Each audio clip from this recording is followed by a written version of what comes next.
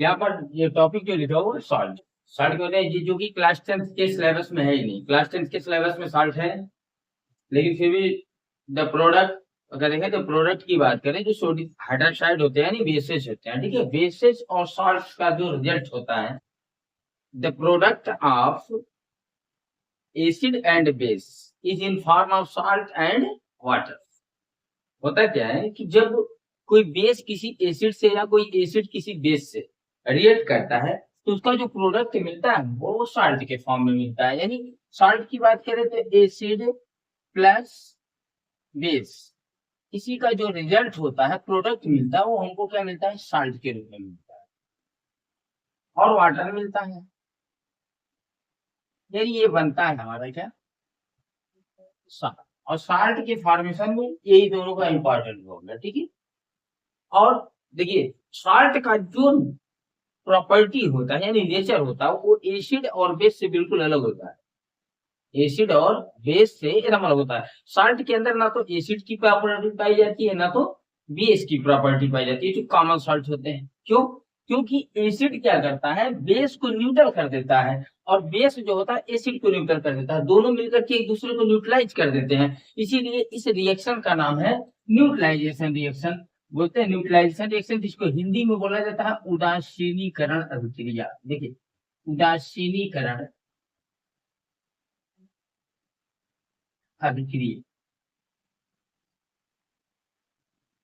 और इंग्लिश में इसको बोलेंगे न्यूट्रलाइजेशन रिएक्शन।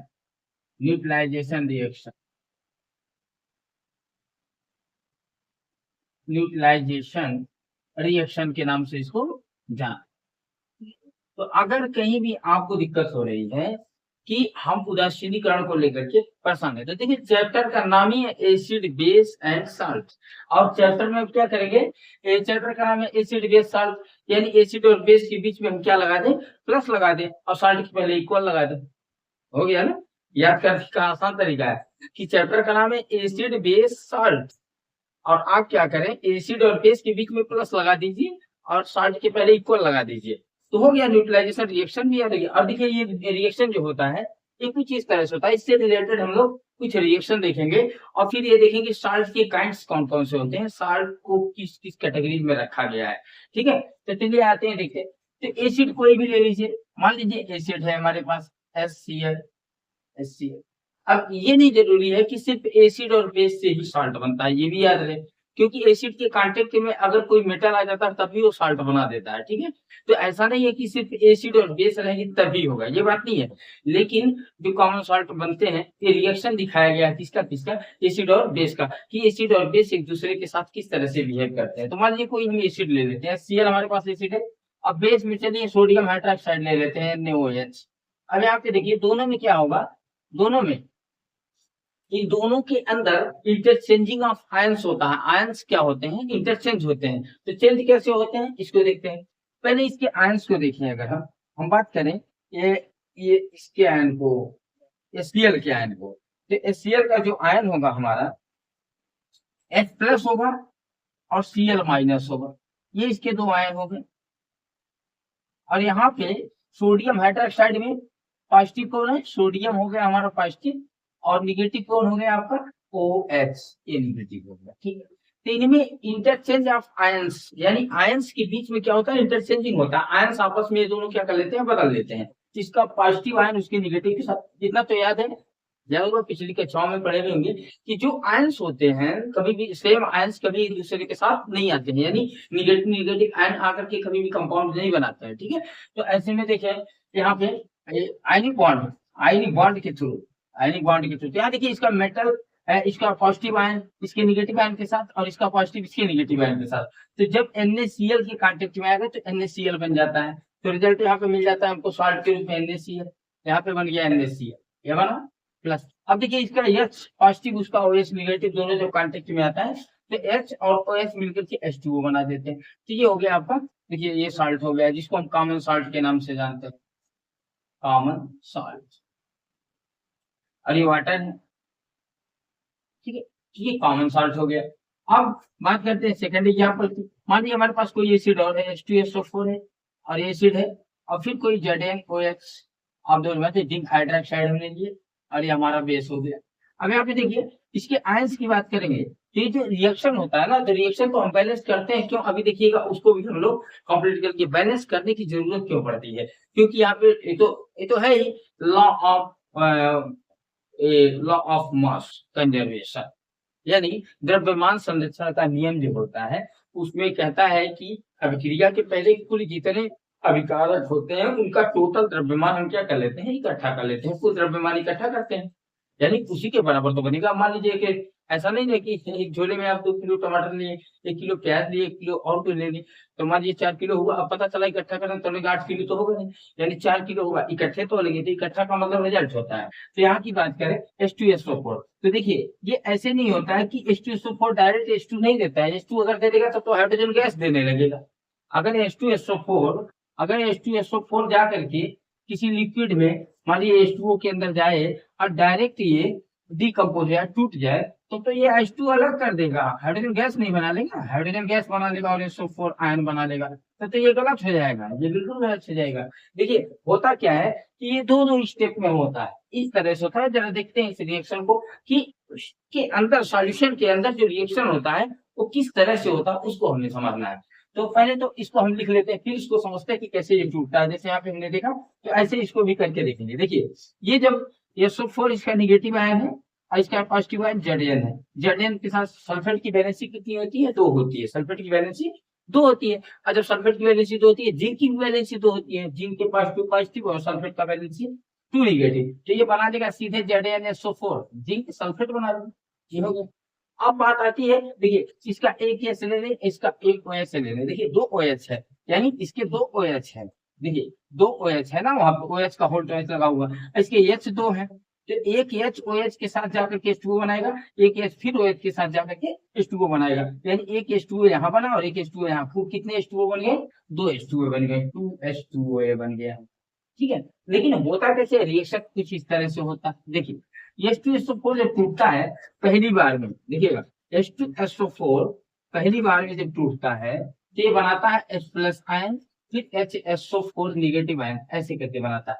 फिर जाकर के अगले नेक्स्ट टाइम में अगले फिर एक बार और डिकम्पोज होगा, और एक बार जब डिकम्पोज होगा तो HSO4 जो हमारा होता है वो फिर जाकर के डिकम्पोज होता है, और जब टूटता है फिर एक H+ देता है, और ये क्या करता है, यहाँ पर HSO4 आयन बना लेता है। तो ये रही बात किसकी, H2SO4 की। ऐसे ही ZnOH का होल्ड ट्वाइस जो होता है एक ही बार में डायरेक्ट ऐसे निकालेगा, तो H2O मान लीजिए तो बना देगा, ZnOH को अलग कर देगा। अगर OH 2 बार में ये भी निकालता है तो अभी ये होगा जैसे ZnOH of the hold twice है ना, ZnOH of the hold twice, तो ये जब डिकम्पोज होता है तो ऐसे बनाएगा ZnOH, इस पे कितने का चार्ज चढ़ जाएगा, एक पॉजिटिव का चार्ज चढ़ेगा, और एक OH निगेटिव आपका निकल चुका है। ऐसे ही फिर नेक्स्ट स्टेप में ZnOH पर जो पॉजिटिव होता है ये क्या करता है, Zn पर 2 पॉजिटिव बना देता है और एक OH और बना निकाल देता है। तो इतने स्टेप में जाकर के रिएक्शन कंप्लीट होता है। इसके अंदर जब हम क्या करते हैं, टेस्ट करते हैं इसका, तो इतने स्टेप में जाके कंप्लीट, ये हो गया, टूट गया। अब जो देखिए इधर वाले डिकम्पोज हो रहे हैं और इधर वाले क्या होंगे, प्रोडक्ट बनाने जा रहे हैं। तो प्रोडक्ट कैसे बना होगा, देखिए इसका प्रोडक्ट बनने का प्रोसेस, या देखिए ये दो H+ और H+, ये दोनों है H+ और H+, और यहाँ पे OH-, यानी ये आकर के इसके साथ और ये आकर के इसके साथ, तो ये बना लेता है H2, एक H2O ये बना, एक H2O ये बना लिया, इतना बन गया। ऐसे ही अब बात करते हैं किसकी, सॉरी यहाँ पे मिस्टेक हो गया है लग रहा है, यहाँ पे हाँ, यहाँ पे एक ही HSO4 लिखा गया है, यहाँ पे जो निगेटिव हो गया है इसके साथ। अब यहाँ पे देखिए Zn हो गया, क्या वो लिखने में दिक्कत हो गया, बोला हूँ ऐसे कुछ लेकिन लिखा गया है। तो इसमें क्या हुआ कि Zn 2 पॉजिटिव और SO4 2 निगेटिव, ये दोनों एक साथ कंबाइन कर जाते हैं और ZnSO4 बना लेते हैं। इस तरह से जिंक सल्फेट यानी इसका साल्ट बन करके रेडी हो जाता है। तो देखिए जिंक हाइड्रोक्साइड और जिंक का ये क्या हुआ, साल्ट बन करके रेडी हो गया, एसिड के कांटेक्ट में आया। ऐसे ही अब देखते हैं, फिर देखिए फिर थर्ड की बात करें, फिर ले लीजिए कोई, मान लीजिए हमने ले लिया HNO3 नाइट्रिक एसिड ले लीजिए, आज के कांटेक्ट में आ गया, और मान लीजिए OH आ गया, पोटेशियम हाइड्रोक्साइड। तो यहाँ पर देखिए HNO3 जब टूटेगा यहाँ पे देखिए HNO3, तो यहाँ पे नाइट्रेट एक आयन है H+ क्या है हमारा, पॉजिटिव है और NO3 क्या है, निगेटिव है। NO3 निगेटिव और H प्लस पॉजिटिव, ये नाइट्रेट नाइट्राइट है। और यहाँ पे देखें पोटेशियम पॉजिटिव है और OH क्या है हमारा, निगेटिव है। ठीक है, तो अब यहाँ पे इसका पॉजिटिव इसके निगेटिव के साथ और इसका पॉजिटिव इसके निगेटिव के साथ दोनों जब कंबाइन करते हैं तो इसमें ये बनता है, देखिए SOH के कांटेक्ट में आएगा H2O बना लेगा, H2O तो बना, H2 वाटर बना लिया और यहाँ पे पोटेशियम नाइट्रेट के NO3 बन गया। तो इस तरह से ये न्यूट्रलाइजेशन रिएक्शन है। सभी देखिए जितने भी एसिड है बेस के कांटेक्ट में आकर के क्या कर रहे हैं, साल्ट बना दे रहे हैं। तो जब भी एसिड किसी बेस के कांटेक्ट में आता है तो क्या बना देता है, साल्ट बना लेता है और वाटर बनाता है, और इसी प्रोसेस का नाम है न्यूट्रलाइजेशन। ठीक है, ये है न्यूट्रलाइजेशन का प्रोसेस। तो न्यूट्रलाइजेशन में होता है उदासीनीकरण, यानी उदासीनीकरण अभिक्रिया किसे कहेंगे, जिस अभिक्रिया में देखिए अम्ल और क्षार मिल करके लवण तथा जल बनाते हैं, उसी को क्या कहा जाता है, उदासीनीकरण अभिक्रिया कहा जाता है। ठीक है, उदासीनीकरण अभिक्रिया के दौरान क्या होता है कि लवण और जल का निर्माण होता है। अब देखते हैं फिर एक वीक ले लेते हैं। अभी देखिए अभी तक कितने थे, हमने क्या लिया था, सभी स्ट्रांग लिया था, सभी एसिड जो थे स्ट्रांग थे, बेस भी हमारे स्ट्रांग थे। अब आते हैं एक और बात करते हैं। मान लीजिए हमारे पास है CH3COOH, यह हमारा एसिटिक एसिड, जिसे विनेगर के नाम से या सिरका के नाम से भी जाना जाता है, और इसका रासायनिक नाम है एथेनॉइड, और जबकि इसको एसिटिक अम्ल के नाम से जानते हैं। सिंपल नेम एसिटिक है और जो IPAC नेम है वो हमारा क्या है, एथेनॉइक है। और इसके कांटेक्ट में मान लीजिए कोई आ गया NaOH आ गया, ऐसे NaOH। अब देखिए तो इसमें जो विस्थापनीय होता है ना, हाइड्रोजन डिस्प्लेसमेंट टेबल, देखिए the hydrogen which is able to be displaced is here in the last of this acid। इस एसिड के लास्ट में ये लिखा हुआ है X, यही वाला डिस्प्लेस होगा। तो ये जैसे डिस्प्लेस होगा तुरंत देखिए इसके डिस्प्लेस होते ही CH3COO बचेगा, ये टूटेगा, कैसे टूटेगा, देखिए ये हमारे हाइड्रोजन नहीं टूटते। पिछले वीडियो में मैंने बताया भी है कि ये जो कार्बोक्सिलिक एसिड होता है, कार्बोक्सिलिक ग्रुप होता है, कार्बोक्सिलिक में चाहे मेथेनॉइक, एथेनॉइक, प्रोपेनॉइक जो भी है हमारे, फार्मिक एसिड या एस्टिक एसिड, तो इनका जो H होता है, कौन सा H होता है, ये इधर वाले H देखिए दिखाई दे रहा है, लेकिन ये वाले H हटते नहीं है। ये जो ग्रुप का होता है, ग्रुप ये कार्बोक्सिलिक ग्रुप है, इसी ग्रुप का H यहाँ से क्या होता है, रिमूव होता है। और जब ये हटेगा तो देखिए CH3COO ये हो गया हमारा नेगेटिव और H हो गया हमारा पॉजिटिव, ये टूट गया। NaOH जब टूटेगा तो Na प्लस और OH माइनस में टूटेगा, यानी ये ऐसे टूटा है और ये ऐसे टूटा। अब इसका पॉजिटिव इसके साथ और इसका पॉजिटिव इसके साथ, यानी positive interchanging between positive and negative ions. तो यहाँ पे जाएगा CH3COONA प्लस, अब यहाँ पे देखिए फिर क्या बच जाएगा आपका, H और OH मिलकर के क्या बना देंगे, H2O बना देंगे। ठीक है, तो ये हो गई बात कि एसिड के फॉर्मेशन की और न्यूट्रलाइजेशन रिएक्शन की। न्यूट्रलाइजेशन रिएक्शन होता क्या है, देखिए the reaction between acid and base is known as neutralisation reaction. अब जो अम्ल और क्षार के बीच अभिक्रिया होती है, इसी अभिक्रिया का नाम क्या है, उदासीनीकरण अभिक्रिया है। और ये उदासीनीकरण अभिक्रिया जो होती है, ये उसके दौरान पे हमें क्या मिलता है, साल्ट, यानी लवण बनता है और क्या बनता है, जल बनता है। ठीक है, तो अब आते हैं बात करते हैं साल्ट के काइंड्स की, यानी साल्ट कितने प्रकार के होते हैं। तो देखिए साल्ट के प्रकार कौन कौन से हैं, इसी में देखिए जो साल्ट बना हुआ है, देखिए ध्यान से देखिए। अब यहाँ पे बात ये आती है कि साल्ट का नाम देने का आसान तरीका है। देखिए अभी मान लीजिए आप शरबत बनाते हैं, बात समझिएगा, ये बात क्लियर होगी। अब आते हैं साल्ट के काइंड की बात कर रहे हैं। ठीक है, तो मान लीजिए शरबत बनाते हैं, थोड़े दिन आ जाते हैं, एग्जाम्पल ले लेते, ये हमारा है शरबत बना रहे हैं। अब आप ये दिमाग लगाइएगा, अगर मान लीजिए इसमें हमने क्या किया है, नमक भी डाला है और चीनी भी डाला है, एग्जाम्पल है, नमक साल्ट और क्या किया है, साल्ट और शुगर दोनों को हमने मिक्स किया, दोनों चीज, तो जाहिर सी बात है दोनों से मिलकर क्या मिक्सचर बना रहे हैं। अगर साल्ट ज्यादा होगा तो ये इसमें जो कैरेक्टर इसका होगा, जो प्रॉपर्टी होगा, वो थोड़ा नमकीन की मात्रा ज्यादा रहेगी, यानी नमक इसमें प्रभावी हो जाएगा। और अगर शुगर ज्यादा रहेगा तो इसमें मीठापन प्रभावी होगा, यानी इसका टेस्ट मीठा हो जाएगा। बस यही चीज है, यानी जो प्रभावी रहेगा उसी के नाम से साल्ट का नाम भी रखेंगे हम, जो प्रभावी होगा उसी के नाम से हम क्या रखेंगे, साल्ट का नाम रखेंगे। जैसे अभी देखिए साल्ट हम ज्यादा डाल देंगे, चीनी डाल देंगे, तो भाई अगर मीठा रहेगा तो ज्यादा रहेगा, चीनी कहेंगे ये मीठा है, और नमक ज्यादा कहेंगे ये नमक हो गया। तो ऐसे ही हम क्या करेंगे, एसिड और बेस के नाम पर साल्ट को क्या करेंगे, डिवाइड करेंगे। तो देखते हैं एसिड और बेस के नाम पे कैसे हम साल्ट को डिवाइड करते हैं। अभी देखिए, मान लीजिए अगर स्ट्रांग एसिड, देखिए स्ट्रांग एसिड के कांटेक्ट में स्ट्रांग बेस आ रहा है, ठीक है, स्ट्रांग बेस, ध्यान से, यानी ये भी एसिड, ये भी स्ट्रांग और बेस भी हमारा क्या है, स्ट्रांग। तो जो साल्ट बनेगा वो बनेगा कॉमन साल्ट बनेगा। क्या बनेगा, कॉमन साल्ट, वो बन जाएगा कॉमन साल्ट। और वाटर तो बनाएगा ही बनाएगा। देखिए अगर दोनों स्ट्रांग है तो दोनों दोनों मजबूत है ना, तो नहीं उसको पटक पाएगा ना तो इसको पटक पाएगा, यानी दोनों का नेचर क्या हो जाएगा, ऐसा अगर पटकेंगे दोनों एक दूसरे को पटकेंगे, कोई वहां पे प्रभावी नहीं होगा, कोई भी प्रभावी नहीं होगा, ना तो साल्ट होगा सॉरी, ना तो बेस होगा प्रभावित, ना तो एसिड होगा प्रभावित, यानी इफेक्ट किसी का नहीं होगा। इसलिए जो साल्ट बनेगा उसको हम क्या बोलेंगे, कॉमन साल्ट बोलेंगे, या इसको हम बोलेंगे न्यूट्रल साल्ट भी बोल सकते हैं, या नॉर्मल साल्ट भी बोल सकते हैं, यानी इसको हिंदी में बोलते हैं सामान्य लवण। क्या बोलते हैं, सामान्य लवण के नाम से जानते हैं। अब फिर बात करते हैं, देखिए अभी ये रेडी हो गया। अब बात करते हैं, अगर देखिए एसिड हमारा स्ट्रांग हो गया, एसिड स्ट्रांग हो गया और बेस हमारा वीक हो गया, बेस हमारा क्या हो गया, अगर बेस हमारा वीक है तो बताइए ये कमजोर है, तो जाहिर सी बात है जब एसिड वाला क्या है, एसिड क्या है, स्ट्रांग है ना, स्ट्रांग है। तो फिर बनेगा साल्ट, साल्ट तो बनेगा बनेगा, साल्ट बनेगा और वाटर बनेगा, क्योंकि न्यूट्रलाइजेशन रिएक्शन है। लेकिन इस साल्ट का नाम तब रखा जाएगा, एसिड स्ट्रांग है इसलिए इसका नाम होगा एसिडिक साल्ट। क्या नाम रखेंगे, एसिडिक साल्ट, एसिडिक साल्ट, जिसको आप बोल सकते हैं अम्लीय लवण। क्या बोल सकते हैं, अम्लीय।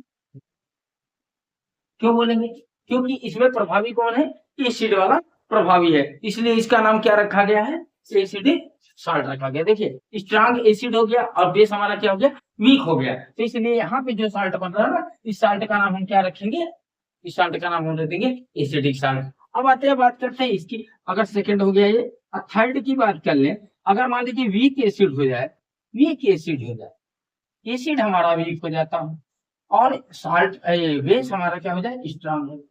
तो अब ये यहाँ पे देखिए स्ट्रांग बेस लिया है, स्ट्रांग बेस, बेस को हमने स्ट्रांग किया है, तो यहाँ पे प्रभावी तो ये होगा, बेस होगा, प्रभावी कौन होगा, बेस होगा। तो बेस जब प्रभावी हो जाएगा तो यहाँ पे हम बोलेंगे basic salt, basic salt. Water तो बनेगा, वाटर तो बनेगा, वाटर कहाँ जाएगा, वाटर तो बनेगा। बेसिक साल्ट का मतलब इसको बोलते हैं क्षारीय लवण। क्या बोलते हैं, क्षारीय लवण, यानी जब जो प्रभावी हुआ, जो स्ट्रांग होगा उसी के नाम से आप साल्ट का नाम रखेंगे, ठीक है। तो यहाँ पे देख रहे हैं कि स्ट्रांग कौन है, बेस, तो बेसिक साल्ट बनेगा। और अगर दोनों वीक वीक है, दोनों वीक है, वीक एसिड है और वीक बेस है, बेस भी हमारा वीक। अब देखिए दोनों अगर स्ट्रांग स्ट्रांग थे तो कॉमन साल्ट बना था, ऐसे ही दोनों जब वीक वीक रहेंगे तभी हमारा कॉमन साल्ट बनता है, कॉमन साल्ट। तो इस तरह से हम क्या कर सकते हैं, इस तरह से हम क्लासिफिकेशन कर सकते हैं किसका, साल्ट का, कि एसिड अगर हमारे क्या है, देखिए एसिड हमारा वीक है और बेस भी हमारा वीक है, ये दोनों वीक, दोनों वीक हैं तो कॉमन साल्ट। अब आते हैं ये टोटल साथ, देखिए याद करने का आसान तरीका, दोनों वीक वीक या दोनों स्ट्रांग स्ट्रांग, तो जाहिर सी बात है दोनों जब एक बराबर रहेंगे तो नहीं पटक पाएगा, नहीं पटक पाएगा, सीधी सी बात।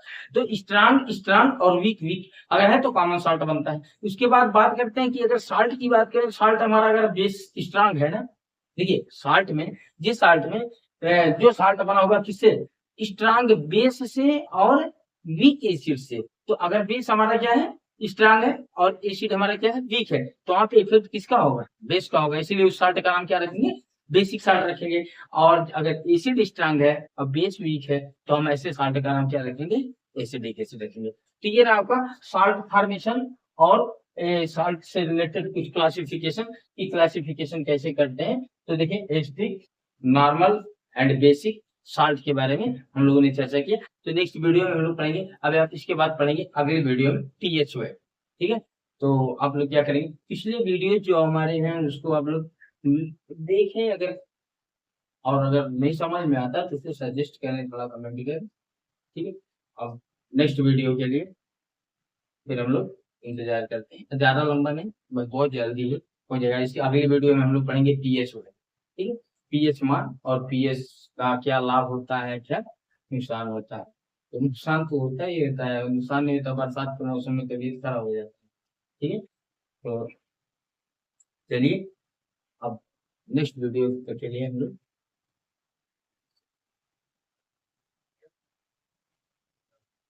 वीडियो देखने के लिए बहुत बहुत धन्यवाद। और हम आशा करते हैं कि अगर आपको समझ में नहीं आ गया तो कमेंट करेंगे, और समझ में आएगा तो है। Thank you.